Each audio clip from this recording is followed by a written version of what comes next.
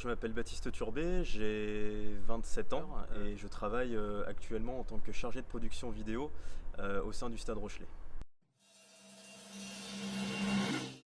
Alors donc là c'est le Stade Marcel de Flandre donc, qui accueille les matchs du Stade Rochelet à domicile, qui est réparti en 4 tribunes. Donc on a celle qui est en face qui est la tribune à Pivia, la tribune présidentielle celle-ci qui est la tribune par laquelle les joueurs entrent et sortent les jours de match.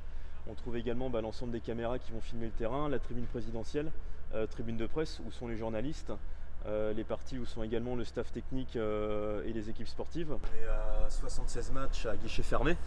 C'est un record qu'on tient en top 14 depuis à peu près 4 ans, maintenant 2016. Donc il y a un record inédit en top 14 et en France. Et il faut savoir la particularité du stade aussi, on a une capacité d'accueil d'un peu plus de 16 000 places.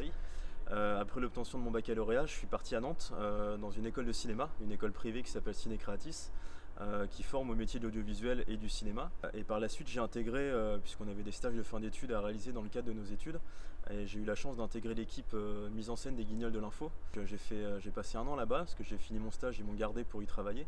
Et j'ai terminé dans la télé en travaillant sur Koh Lanta, en Polynésie française, donc préparation à Paris, tournage en Polynésie.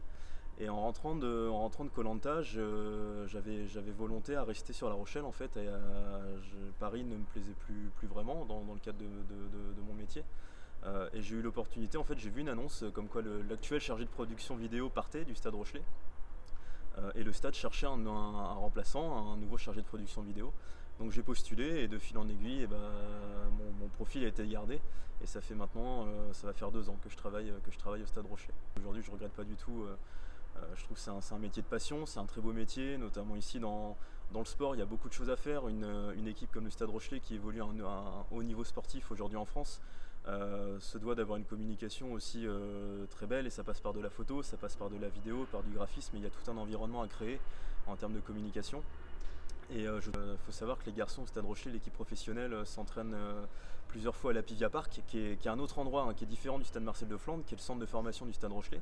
Les joueurs professionnels s'entraînent là-bas et nous on y va au moins 2-3 fois par semaine pour en fait tout simplement photographier les entraînements. Et on va également, en plus des photos, mettre en boîte des images vidéo. Moi je venais d'arriver au Stade Rochelet et on est allé au bout de cette aventure européenne pour au final décrocher la victoire à Marseille. Donc moi j'ai eu la chance de les suivre, de les filmer ici à De Flandre pour le quart de finale contre Montpellier. Ensuite on s'est déplacé à Lens pour jouer la demi-finale contre le Racing.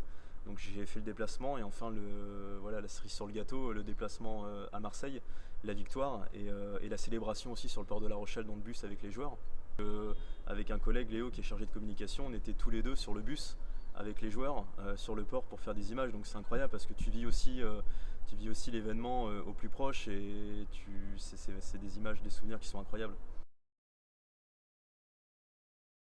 Pour nous permettre de continuer à vous livrer de l'info gratuite, de l'info vérifiée, de l'info immersive sur le média LRT, nous avons besoin de votre soutien financier grâce aux dons qui sont déductibles d'impôts à 66%.